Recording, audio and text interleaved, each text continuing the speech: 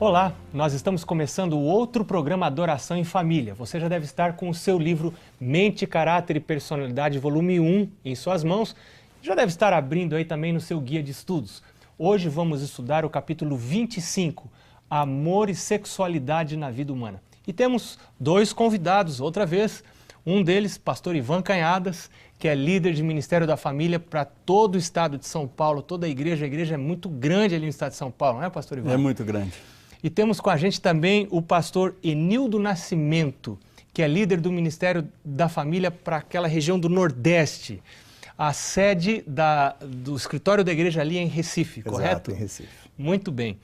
Pastor Enildo, fala para a gente das suas memórias sobre culto da família.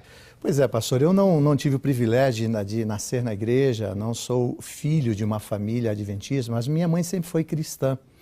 E minha mãe, ela fazia do jeito dela os cultos. Eu aprendi, inclusive, a ler na Bíblia. E uma das coisas que me chama a atenção, sempre me chamou a atenção no culto da família, era o ambiente que a minha mãe proporcionava. Se a sala era uma sala comum, para o culto ela transformava aquela sala. Tirava da sala a revista secular, tirava da sala qualquer coisa que não lembrasse a igreja. E isso me chamou a atenção. E isso me lembra, né, a dizer para quem nos ouve, para quem nos assiste, que é uma coisa muito especial você transformar aquele ambiente, que já é um ambiente agradável, seu, mas que aquilo remonte a uma igreja, tornar aquilo um ambiente que não desvia a atenção dos filhos. Então isso me chamou muita atenção quando uma mãe reunia a mim e as minhas 3 irmãs para o culto da família. Que testemunho! Ou seja, minha casa precisa ser uma igreja. Exato. Para que meus filhos permaneçam na igreja. Né? Bom, vamos então à primeira pergunta. Você já deve abrir aí o seu guia de estudos. A primeira pergunta é: antes de voltar a ter o favor de Deus, o que precisam fazer as pessoas que corrompem o corpo? Olha, as pessoas que corrompem o seu corpo com práticas ilícitas, elas precisam passar por um verdadeiro arrependimento. Agora, veja bem, eu posso estar arrependido pela consequência do pecado, ou eu posso me arrepender porque eu estou triste pelo pecado. Essa tristeza pelo pecado me provoca mudanças. Só Deus que pode dar. Somente Deus. Então o arrependimento verdadeiro, ele me leva a desejar abandonar aquilo que é impureza, que me faz ser impuro, e ter uma mudança de vida, estilo de vida. Não é verdade? Verdade. Pastor Enildo, o que é preciso para a gente abandonar um vício mantido há muito tempo? Usar o mesmo critério, né? Se é há muito tempo, então demanda um tempo maior de esforço, muito esforço. Não é fácil você abandonar um hábito, uma prática que você já está acostumado, o seu organismo, o seu psicológico, a sua mente já gosta de fazer aquilo, então demanda realmente um esforço muito grande.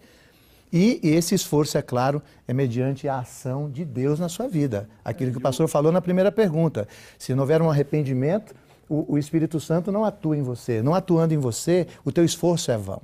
Então, parece que a primeira pergunta tem a ver com o meu relacionamento com Deus. Exato. Né? Arrependimento, meu relacionamento com Deus. E a segunda, precisa ter uma guerra da minha... Eu tenho que entender que eu estou entrando numa guerra.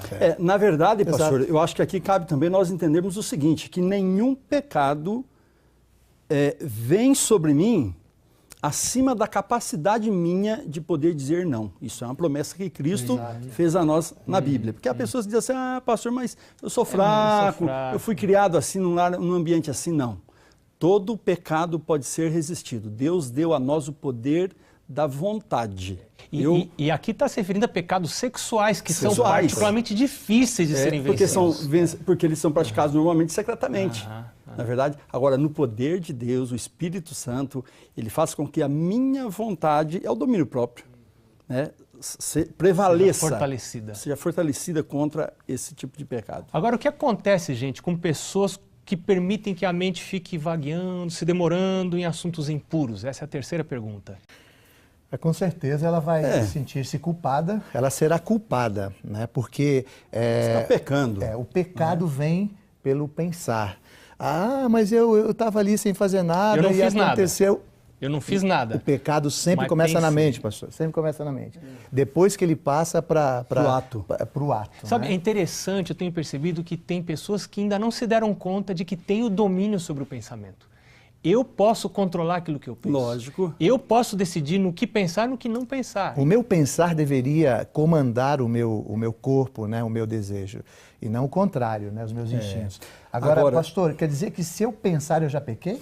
Então, esse é um ponto importante, porque o pecado, a ação, traz consequências. O pensamento não traz consequências, mas diante de Deus, tudo é pecado. Então, ou se eu estou em pensamento, ou se eu já estou em ação com aquilo que eu pensei, eu estou diante de Deus em pecado. É aquilo que Lutero dizia, eu não posso impedir que o urubu voe sobre a minha cabeça. Fala passarinho, né? Mas vamos falar urubu. Mas eu posso impedir que ele faça ninho na minha cabeça. Exatamente. Pastor, enquanto eu estou pensando, é um problema meu e de Deus, porque só Deus sabe o que eu penso. Quando eu transformo aquele pensar num ato, eu já envolvo um terceiro elemento, né? O inimigo e outras pessoas. Pode envolver então, quanto menos pessoas você envolver nesse processo, fatalmente um pensamento acariciado se transforma leva num ato, com certeza. A quarta pergunta é muito importante. Qual é o segredo para eu manter a mente longe de pensamentos pecaminosos? Pastor, aqui somente comunhão pessoal com Deus. Hoje a igreja vive... Eu sei que você gosta de falar disso. Eu gosto de falar disso, porque a igreja hoje ela vive um momento onde os membros estão procurando dedicar a primeira hora do dia a Deus. Então as pessoas que estão fazendo isso, mantendo essa comunhão com Cristo, elas com mais facilidade, né? Elas vão vencendo o pecado, o domínio próprio vai sendo estabelecido pelo poder do Espírito. Então, esse é o caminho. Porque quando você diz assim, eu não vou pensar nisso, não vou pensar, já está pensando nisso. Então é melhor você pôr uma outra coisa, pensar numa outra coisa. Cristo, as coisas espirituais. Pastores, há uma frase muito comum que diz assim, que o pecado ele causa um vazio. E é interessante, todos que estão em pecado, todos nós praticamos pecado, sentimos um vazio. E a frase diz o seguinte, esse vazio só pode ser preenchido com Cristo. Esse vazio tem um formato. Esse formato não cabe dinheiro, não cabe casa, coisas. É Cristo. Então só Cristo realmente pode preencher esse vazio e nos levar à vitória. Agora, pastor, no momento em que eu sou tentado a pensamentos impuros, enfim, se nós citarmos versos bíblicos ou cantarmos algum hino, isso é aconselhado, né? Inclusive. É verdade. Então isso o pensamento ruim dispersa. Acaba. Que tipo de alimentação dificulta muito a luta contra os impulsos sensuais? Esse ponto é importante, pastor, porque algumas pessoas acham que a alimentação não tem nada a ver com o aspecto moral e tem muito a ver. Muito a ver. Fala aí, pastor Enildo. O alimento, qualquer alimento estimulante, né? Qualquer alimento... Proteína de origem muita animal. Proteína de origem animal. A cafeína, qualquer... Em se falando cafeína. de proteína de origem animal, ninguém sente água na boca quando vê um prato de cenoura ralada. Mas sente quando vê um lanche do McDonald's. Mas então você veja, esses alimentos estimulantes, eles nos afetam não só fisicamente, como moralmente também. Aí nós podemos colocar também o açúcar, o uso da pimenta, o álcool. Os impulsos, são elementos sensuais, que ajudam. Os impulsos sensuais, os impulsos sexuais estão intimamente ligados com o tipo de alimentação que eu tenho. Agora, que precaução deve tomar aquela pessoa que não deseja cair? Ela tem que evitar. Ela tem que buscar, conhecimento. Eu preciso saber quais alimentos me prejudicam, quais não, e buscar esse poder em Deus, essa orientação em Deus. E evitar a primeira aproximação do perigo. Exato. Evitar o primeiro gole, evitar o primeiro garfo, evitar o primeiro olhar. Não existe nenhuma maneira correta de fazer qualquer coisa errada.